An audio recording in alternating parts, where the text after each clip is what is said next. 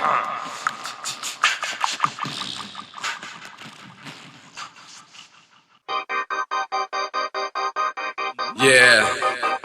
Breezy. I got a few things that I want to get off my chest. You dig?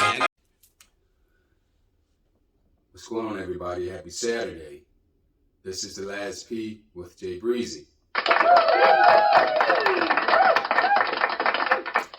You didn't see that one coming. Today is episode 8, and I would love to talk about co-parenting, which is a topic that's very near and dear to me. It's very close to my heart, and it's a topic that's very emotional for me. But I'll be okay today when speaking about it. Co-parenting is when two people who have created a child who is no longer together work together in their roles as caregivers. And I won't sugarcoat it. It can be hard. And I mean really, really hard. But with the right strategies, you can create a healthy and effective co-parenting relationship. When you do, you'll see the positive impact it will have on your child.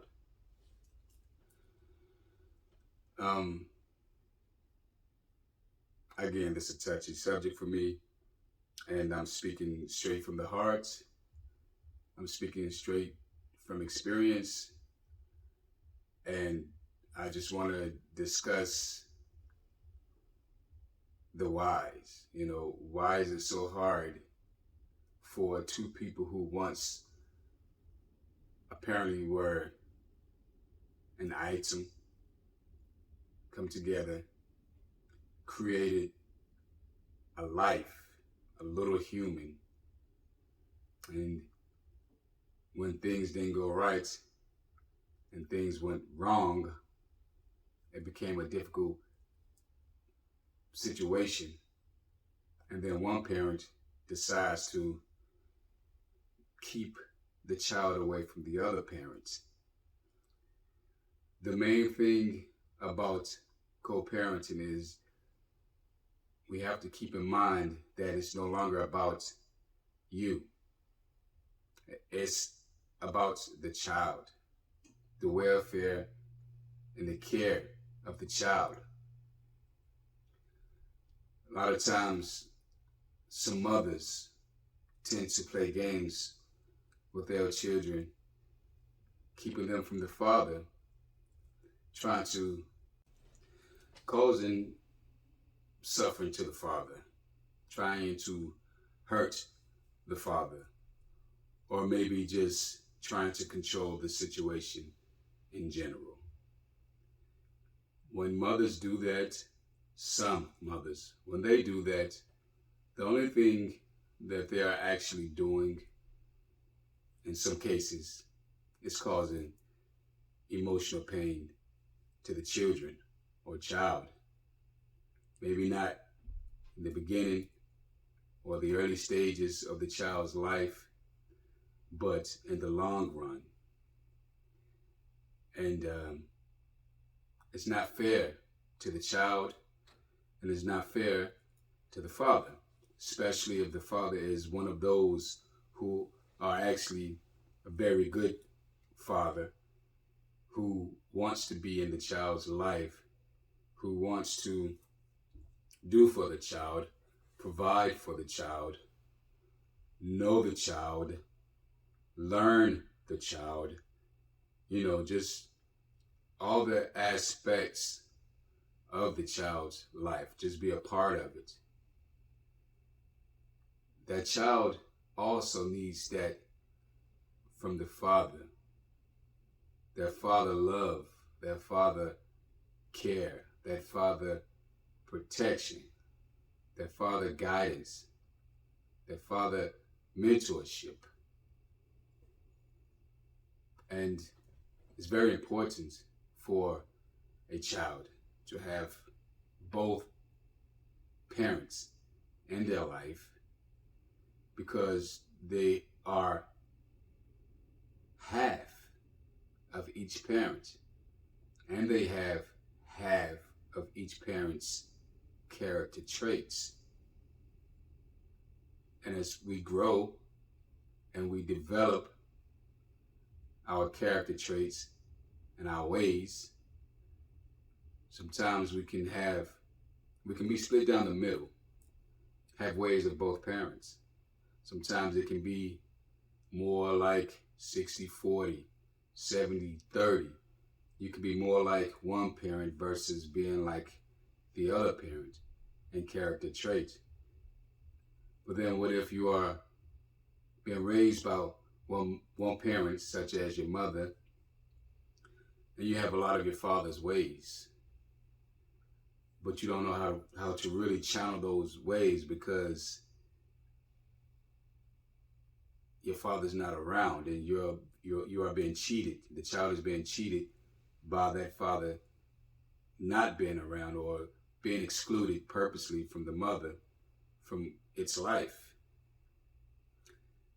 And you mothers out there that are guilty of doing this, understand this.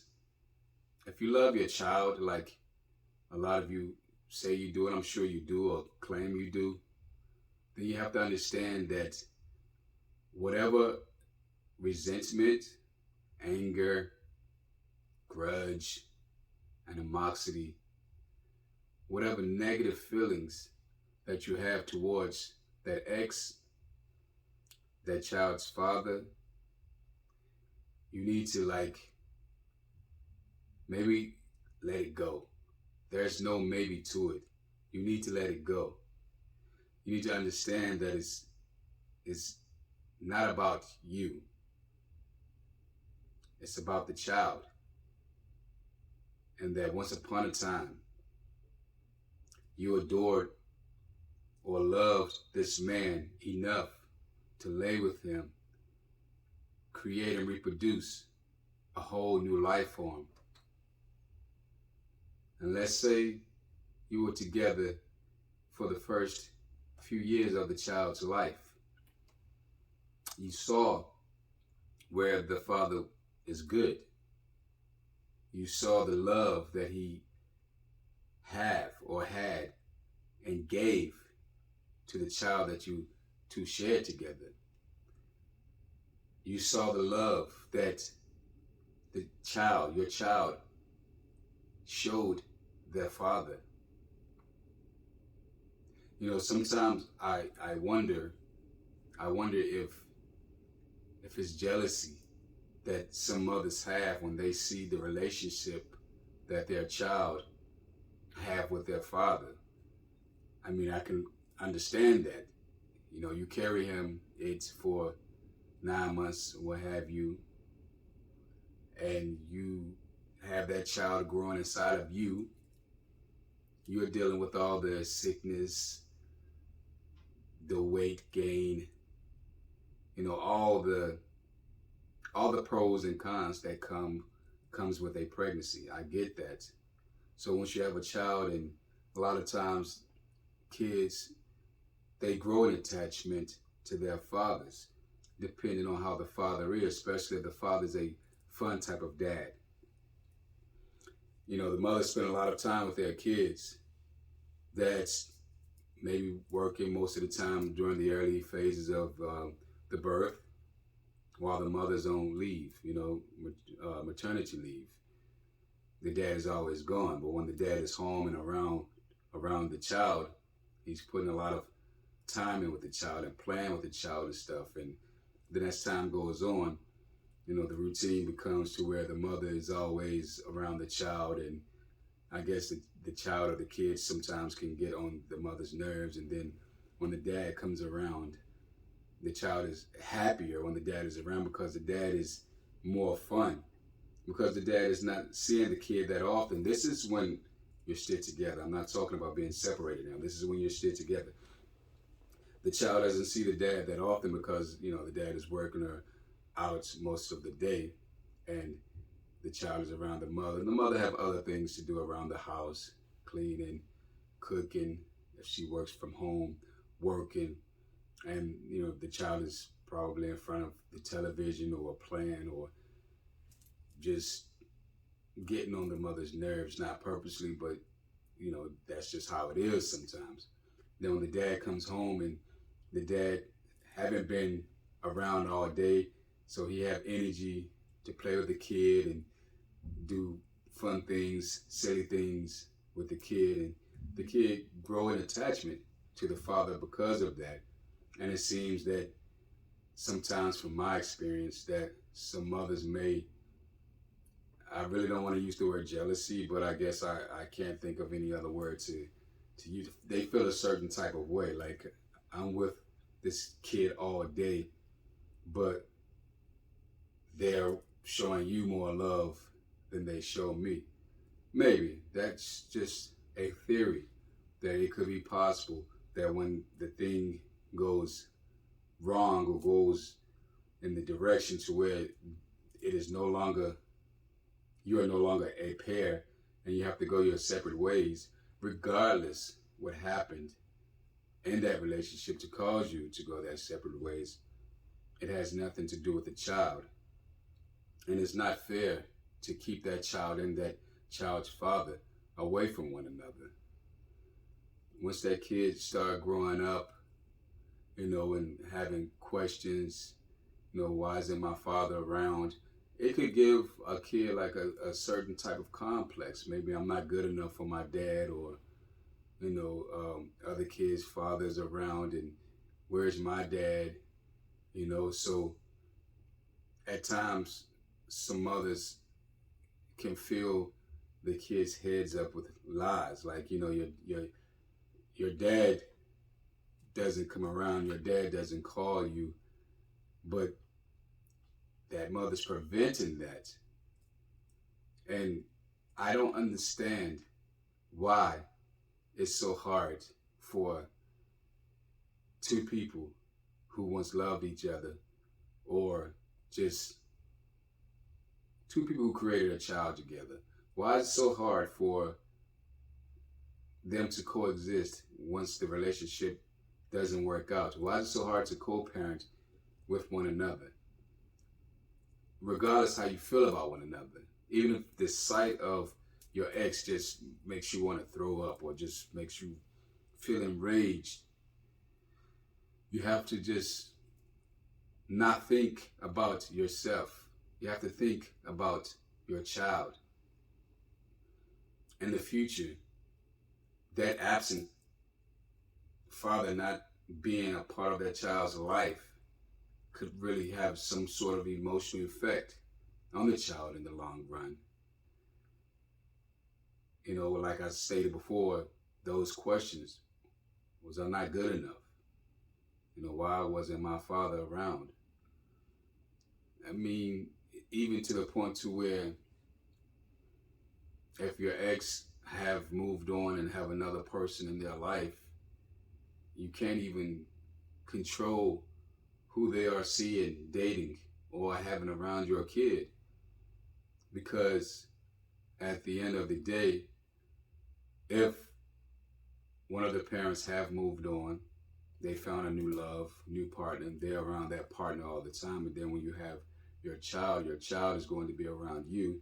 You're going to be around that new partner. Your child is going to be around your new partner. It's none of your business, as long as your father, the father, or the mother focus is on the child, and that new partner is a good person. And I'm pretty sure 9 times out of 10, and I'm sure it happens, it does happen, truthfully, but a lot of times people are not going to purposely get with somebody who they don't feel would be a good match for them, and be a good person for their child to be around. So that's another aspect of co-parenting that's also can be quite annoying. Like, if I'm no longer with you but we have a kid together, it's not your place to tell me who to date and who to have my child around, as long as my child isn't around anybody that will cause them any type of harm or anything to that nature. Mothers out there that are guilty of doing this, keeping their child from the father, when the father is a good father, loving father, you are wrong. And you have personal self issues. And I say that. And I say that with sincerity. And I say that with all honesty, from my belief, from my experience. Women who keep their kids from their father, they're messed up inside themselves.